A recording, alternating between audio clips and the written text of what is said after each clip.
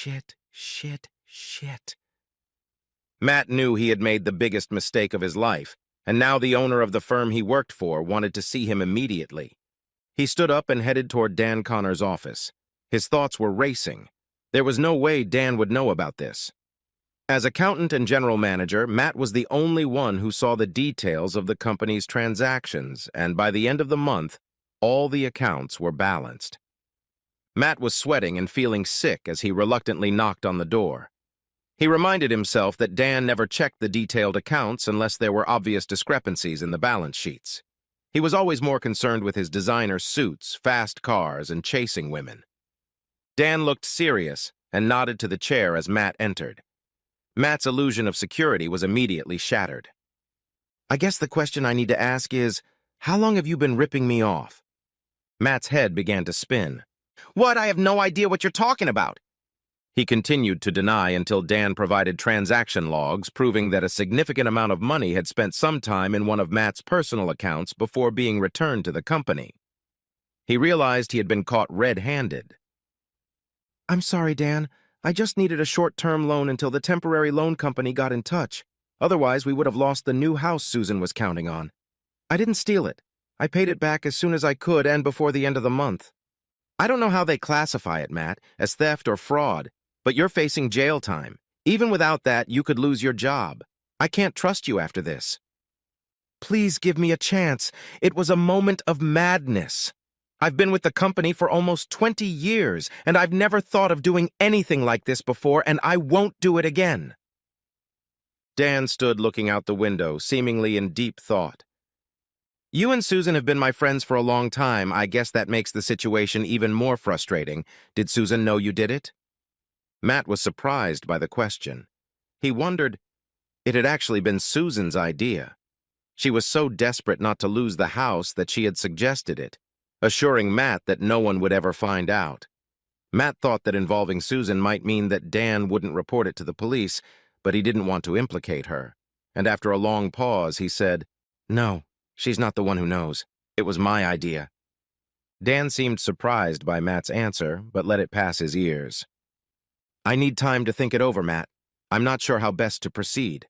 Go home, don't come back for the rest of the week. I'll make a decision on Friday." All the way home, Matt couldn't figure out how Dan knew about it, after all. No one ever went over the deals, and Dan certainly didn't handle the details. His biggest concern was which option Dan would choose. None of them were very appealing, but the embarrassment of a court case and jail time was throwing him into a blind panic. He knew Susan wouldn't be expecting him. Looking at their new house, he deeply regretted buying the damn thing in the first place. He suddenly remembered all those stories where the guy comes home early in the morning and discovers his wife is having an affair. Wouldn't that be the end of a perfect day? Fortunately, when he entered the kitchen, Susan was as bright, sunny, and fully dressed as usual. He marveled again at her beauty. She was barely 40 years old. Her long, curly brown hair was styled in a coiffure and lay over deep brown eyes. He liked her figure better, with a few curves and a lot more cleavage than when they'd first gotten married. Most of all, he liked her smile, which he was going to put away for the foreseeable future. Matt told Susan about his conversation with Dan and what evidence he had. Susan replied, "Oh my God, honey, I'm so sorry. It's all my fault. It was my idea and all for this stupid house." Matt shrugged. "I told Dan you don't know anything. It's pointless to get us both into trouble." Susan, "Maybe if I talk to him and ask him?" Matt thought about it and suggested they just wait. He knew this was going to be the longest 3 days of his life. They could try begging if Dan chose the option of destruction. He wondered what he would do if he were Dan. They were friends outside of work. They often met up and attended parties together. Maybe that gave him a small chance. Dan sent a text telling them he was coming over to their house at 7 p.m. on Friday night. Both Matt and Susan were sick with anticipation.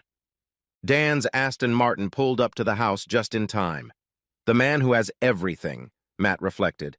Good looks, money, the ability to charm, and now also the ability to destroy it. He ushered Dan forward. A few strained greetings, and Susan, as usual, offered him a beer. Before he could say anything, Matt stepped into the conversation. "I just want to say I'm really sorry, Dan. I've let you and myself down big time. I realize I've put myself in a desperate situation, and I can handle whatever decision you make." Dan smiled oddly. "I really hope that's true, Matt." The ensuing silence stretched on, becoming unbearable before Dan finally continued. "You know, I'm a little jealous of you, Matt. Your relationship with Susan, I miss that in my life." Matt was surprised. He had always thought Dan had everything, including an endless string of hot girlfriends. Maybe approaching 30, he was going to settle down. "So, with that in mind, I have a suggestion. It won't please either of you, but it's the only scenario in which you can avoid jail time, Matt. And remember, there is a risk to Susan as well, since the account was joint and used to secure a house in both your names. Also, I know you wouldn't have done this without her consent." Matt panicked at the thought of Susan being held accountable. He had no idea what that sentence might include. Dan took a slow, long breath. "It's not easy to say, but my suggestion is that I spend time with Susan." There was a stunned silence. Dan continued. "No police, no court cases or jail. You stay at work, you stay together, but I will spend every Friday night with her." "Dan, you can't be serious," Matt whispered. "Dan, I am totally serious. I have desired Susan all these years, and this is an opportunity I just can't resist." "Susan, there has to be another option. We can pay more, anything but—" "Dan, this is my only offer. I've been told I'm not looking too bad. I hope it's not too heavy a burden for you. Perhaps when things settle down, the arrangement won't be too uncomfortable for either of us. Susan, we need time to think about it. We can't decide something like this quickly." Matt turned his head. "You can't think about agreeing to this, baby. Are you crazy?"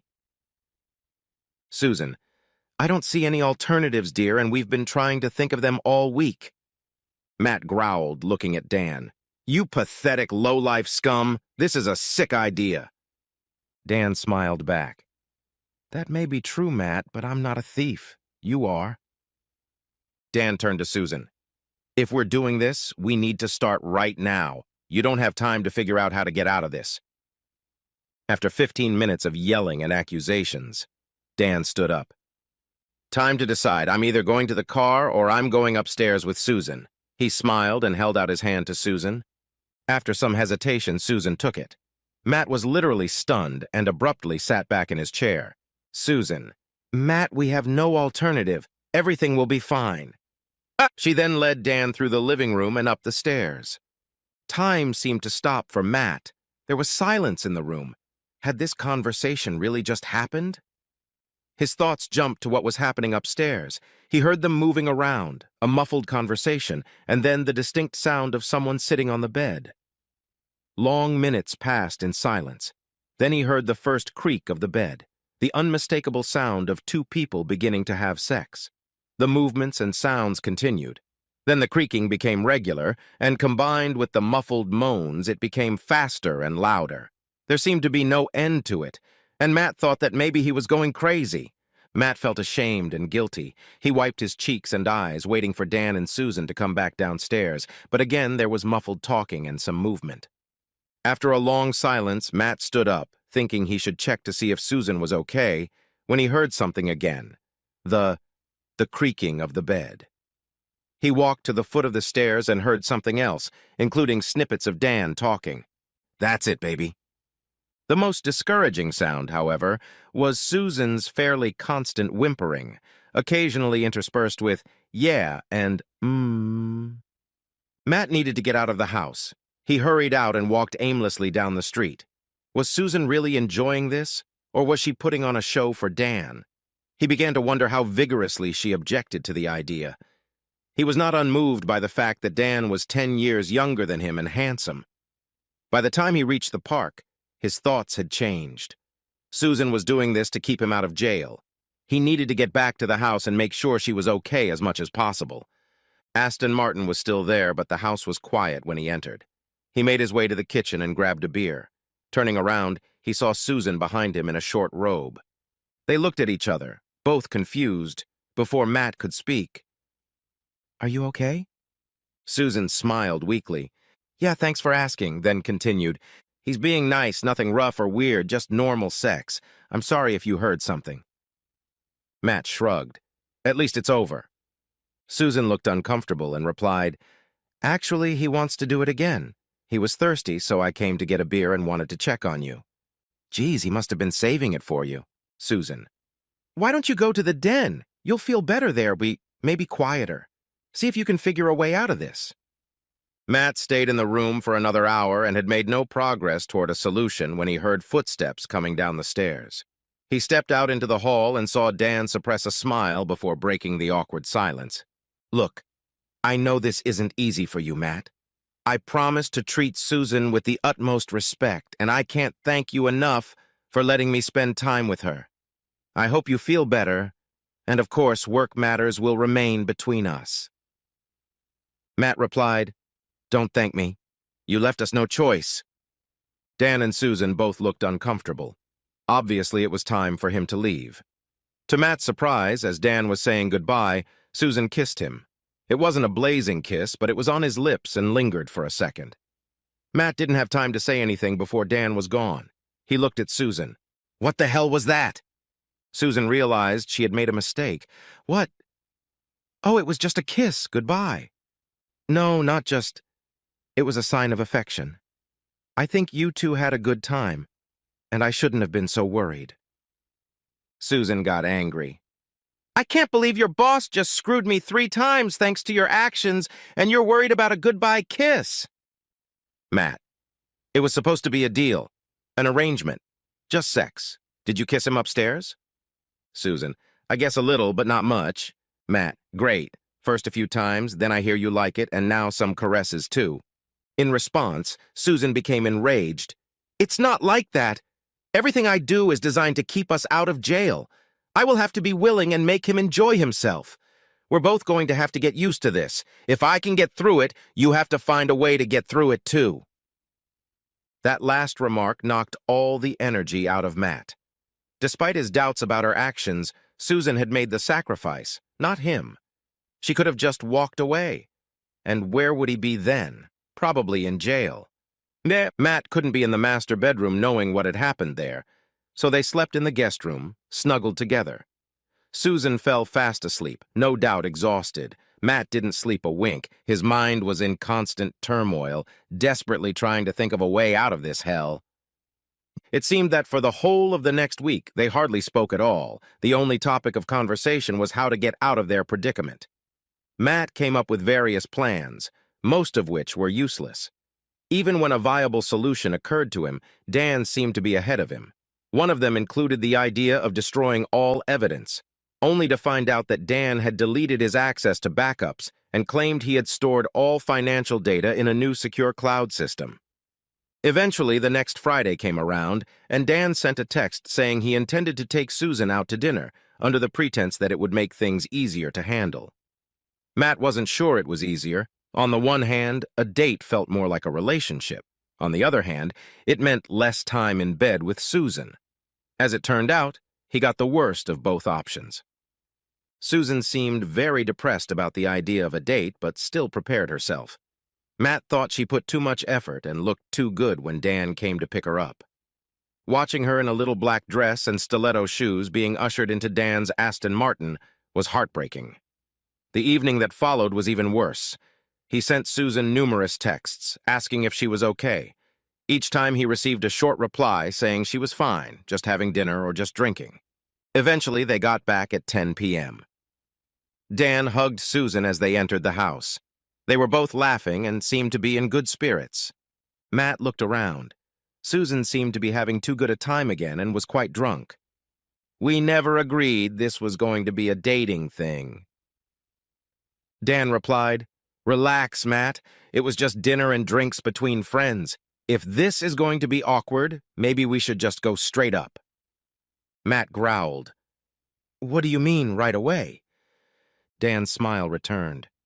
We made a deal every Friday, Matt, so tonight I'll sleep with Susan, and I'm sure you'll manage in the spare room. Drunk or not, Susan recognized the tension. Thinking Matt was going to attack Dan, she led him into the kitchen, whispering, It'll be okay, honey. I'll deal with him quickly, and then I'll pretend to be drunk and go to bed. Remember, we don't have a choice. Matt withdrew, feeling an overwhelming sense of powerlessness. He heard Susan giggling as they went upstairs, which he hoped was a pretense for Dan, but he couldn't help but wonder if it was a pretense for Dan or for him. An exhausted Matt finally went to bed in the spare room. Every time he woke up, he heard the creak of the bed in the bedroom, so much for quickly feeling pulled apart. When he came downstairs in the morning, Dan was already sitting at the table and Susan was making breakfast. He'd had enough. "Piss off, Dan. It's not Friday and your time is up." Susan began with, "That's not necessary, Matt. We can be polite. It's just—" Matt interrupted. "You have 10 seconds to get out of my house." Dan looked like he was about to argue, but got up to leave, and as he walked out the door, he reminded Matt, "Don't forget what you can get out of this, Matt." Matt turned to Susan. "Make him breakfast, really? You've got to be kidding me. Why don't you just move in with him? You're more his wife now than mine."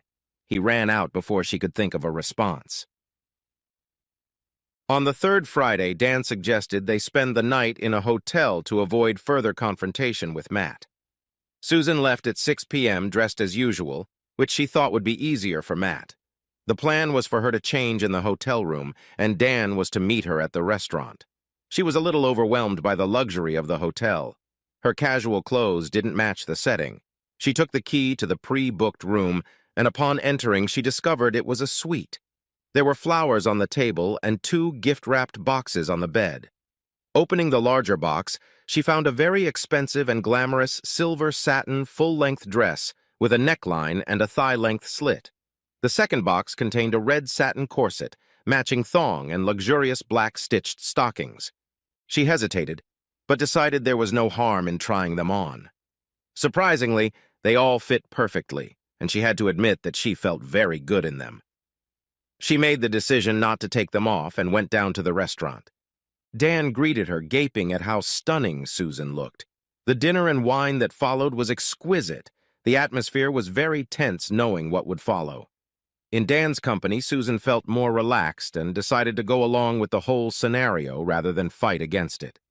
When they returned to the room, the way Dan slowly undressed her, being very sensual, she enjoyed his reaction to her underwear. His hands slid all over her body. She loved the way the corset emphasized her breasts and hips, and the stockings felt so luxurious and exquisitely silky.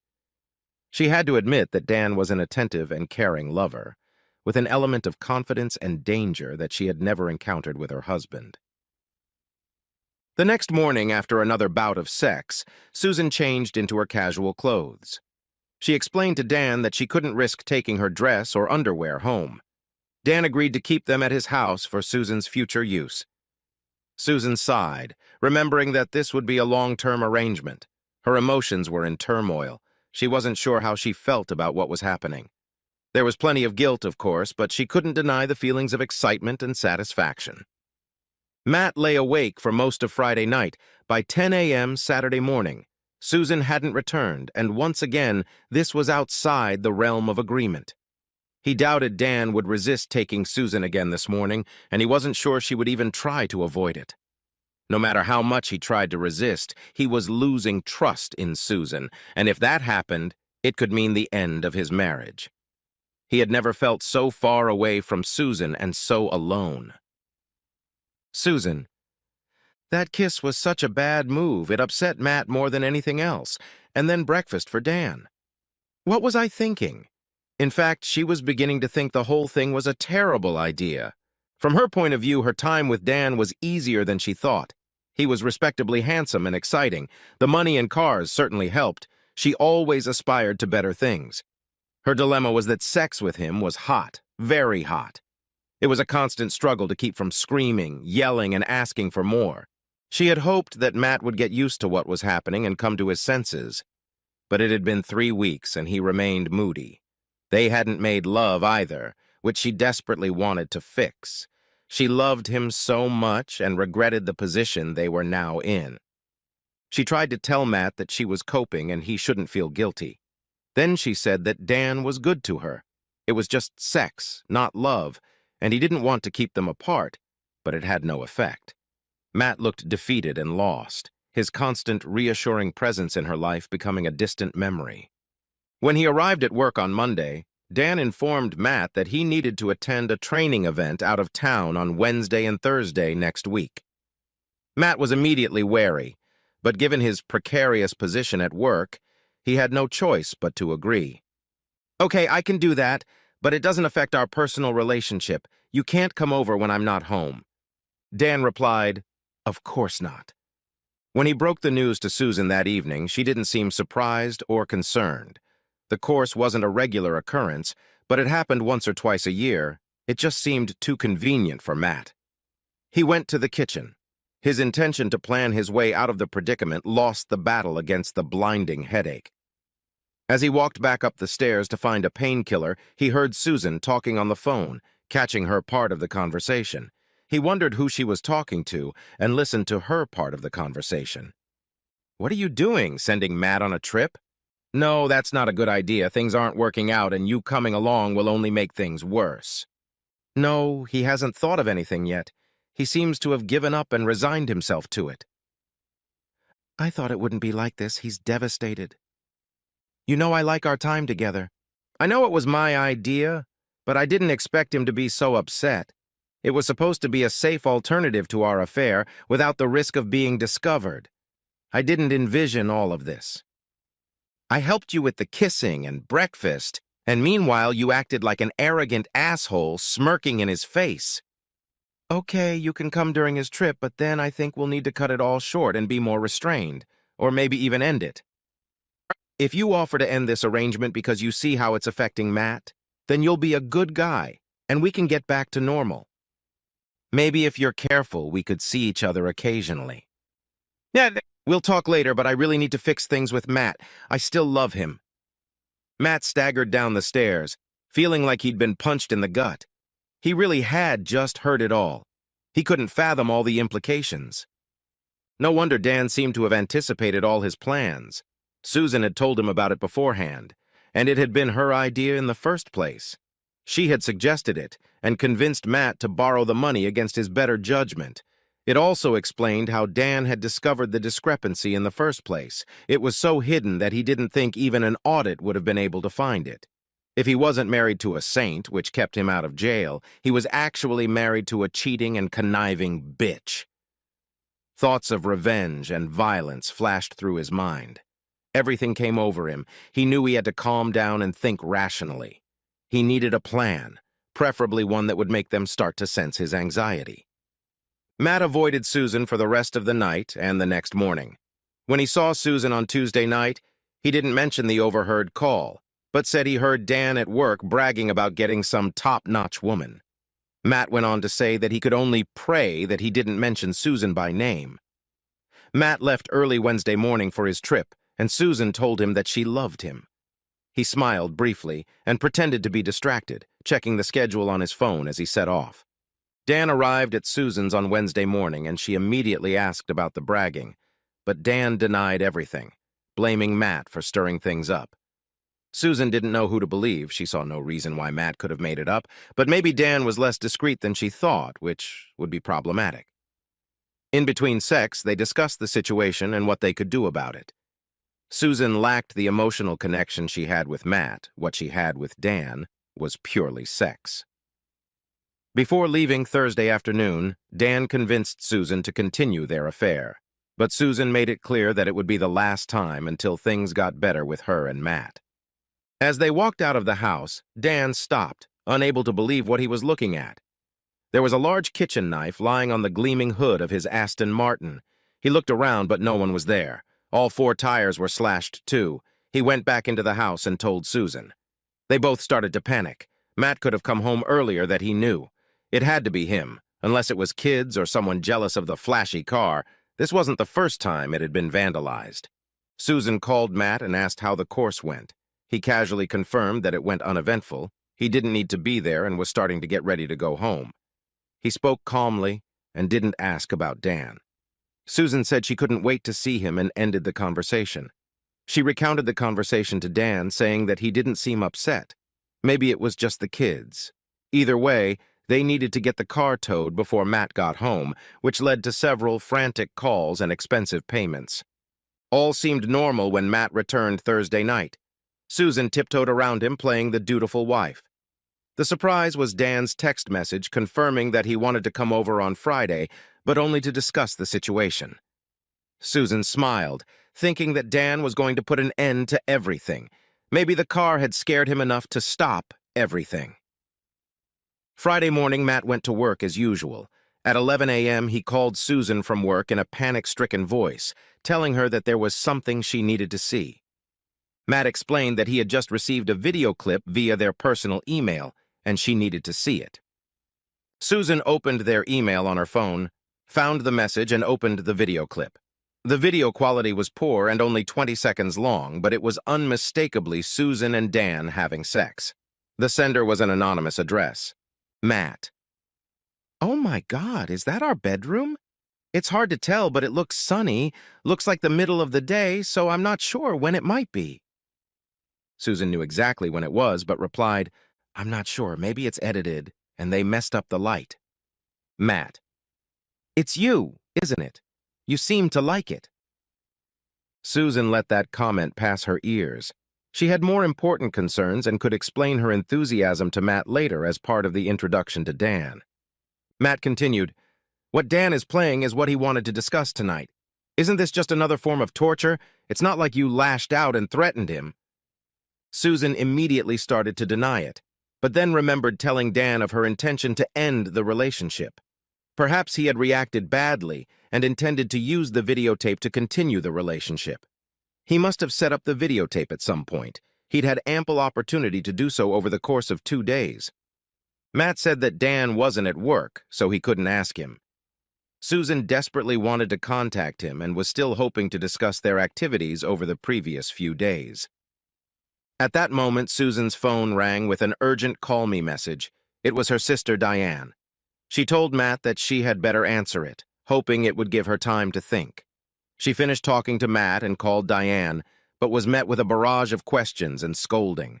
When Diane finally caught her breath, Susan managed to find out that her sister had gotten the same video clip. Her phone continued to beep with calls that most of her close friends and even her mom tried to make. My God, did they all really get that clip? It was an absolute disaster. There was no way Matt could have done this to me. It had to be Dan. Susan was furious. She had tried repeatedly to call Dan but couldn't get an answer. The reason she couldn't reach Dan was because Matt had taken his phone at work when he was in a meeting. He had thrown the battery in the trash and kept the handset and SIM card. He also left an envelope on Dan's desk, after which he called Susan about the video and quietly left work. Back at home, Matt enjoyed watching his wife upset and confused by what was happening. She was upset that her mom had seen the video, and all her family and friends would think she was having an affair. Matt played along, making various unhelpful suggestions about how to limit the damage and adding his own doubts about when the clip might have been filmed. Susan still didn't acknowledge Dan's midweek visit. Susan, how could things have gone so horribly wrong? She never thought about having an affair until she got drunk at a party and started flirting too much with Dan. He was handsome, attractive, and clearly interested. After that night, he'd been on her mind a lot. Over the weeks, she'd managed to convince herself that she deserved some excitement, but dared not risk her marriage to Matt.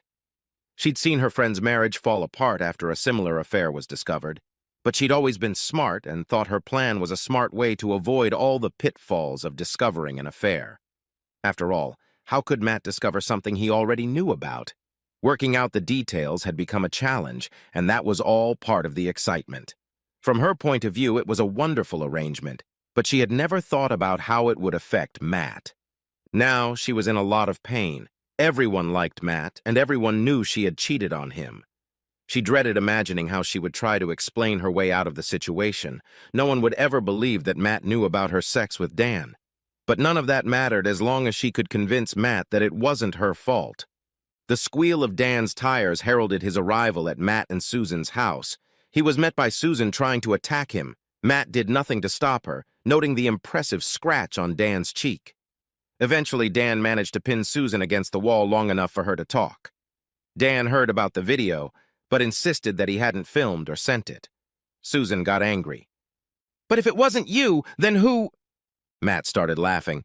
"Then it must have been me." Susan and Dan looked dumbfounded. Dan was the first to pick up on it. "So you found out about our meeting this week?" Matt: "Alas, yes." Susan began trying to justify it as a continuation of the arrangement. Once again, Dan caught all the implications of the videotape. He knew they had discussed the whole situation and suspected that Matt had taped the whole thing. He tried to smooth things over a bit. "I'm sorry, Matt. I just couldn't resist Susan. I never meant for it to hurt you like that.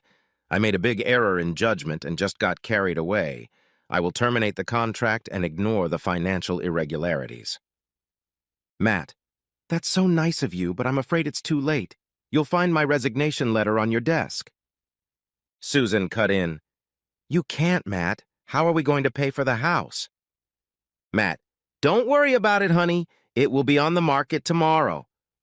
Dan jumped up: "No need, Matt. We can put this behind us. I really need you at the firm. You know the business and the clients inside out." Matt smiled: "I think that's true. Perhaps that's why your main competitor offered me the job. I suspect some, maybe even most of the clients will move with me. You owe me more vacation days than the 4-week notice period, so I won't be coming back." Dan's fake smile faded. Matt continued: "I suspect some of the staff will be leaving too. I told them I was leaving, and most of them don't seem to think you have what it takes to keep the company going." Dan seconded: "You need to think this through, Matt. You could still go to jail." Matt: "Oh, I don't think so. Would you want to involve your mistress? She got half the benefit of the fraud. Anyway, you committed blackmail, and thanks to your little effort here, I have this confession on video. It's amazing what electronic devices you can buy these days. The recording is in my attorney's possession. Also, you may find that some of your files were mistakenly deleted, and I know you didn't do a remote backup. It's good to have co-workers who enjoy working with you, but I guess you don't know that." Dan grinned: "That tape will never be presented in court." Matt replied: "Funny enough, my lawyer said the same thing, but I can use it for other purposes, and by the time this is settled, you'll be out of business. On the other hand, my new firm might want to buy you out. I hear their new COO is a decent man." Susan realized that compared to Dan, his business and money were in serious jeopardy. She decided to take it out on Dan. Dan listened in bewilderment as Susan launched into an impressive game of hurt woman. "I love you, Matt. It was all Dan's idea. He made me do it. I admit I got confused and a little carried away, but I was just going for it to save you from jail. I had no choice, and my life fell apart because of it. Please, Matt, I love you." Dan muttered: "You two-faced lying bitch." Matt smiled at such an apt description. "Ah, my dear, loving wife. In addition to the video, you're overlooking the fact that I overheard you confess on the phone that this was all your idea, a rather elaborate and cruel cover-up for an affair. You'll find the divorce papers in an envelope in the kitchen drawer. You're leaving tonight, and you have to agree to the terms of the divorce, or all those video clips could end up with family and friends. I'm sure your mom will be happy to hear that not only are you a cheating whore, but also the extent to which you schemed and blackmailed." Susan burst into tears and fell to the floor. Matt looked at Dan: "Do you want to take her with you?" Dan: "No way, she's more trouble than she's worth." Matt: "Well, I agree with that." Dan: "This isn't over, Matt." Matt: "That's true." At that moment, Matt took a swing at Dan, and he wasn't sure who was more surprised when his fist slammed into Dan's jaw, knocking him to the ground. "It's over now." Epilogue. Matt listened to the tape a few times. Most of it was excruciating, but he liked the part where Dan and Susan worried if he'd found out and gone crazy. The knife in the hood was wonderfully melodramatic, and he smiled for the first time in weeks. Matt had indeed taken a new job with Dan's competitor, and the customers and employees followed. Dan hung on as best he could, but eventually he had to put his firm into administration, and there were rumors of his personal bankruptcy. He moved out of the neighborhood shortly thereafter. Susan was left to live in a small apartment with the money from the sale of the house, but no other income from Matt. As a result, with no qualifications or experience, she worked 2 temporary jobs as a housekeeper and waitress. Her former friends shunned her, and she barely spoke to her mother and sister. A pay raise and bonuses allowed Matt to switch to a 3-day work week, and find time for the sports and outdoor activities he had neglected in his marriage. He didn't realize how much Susan had influenced his decisions, including buying a big house and filling it with stuff, but he wasted no time in selling it. He kept in touch with Susan's mother and sister. Diane, in particular, kept apologizing for her sister's cheating, assuring him that he would never repeat her mistake. Matt wondered exactly what she meant, thinking it would be fun to find out at some point, especially since Susan would be furious.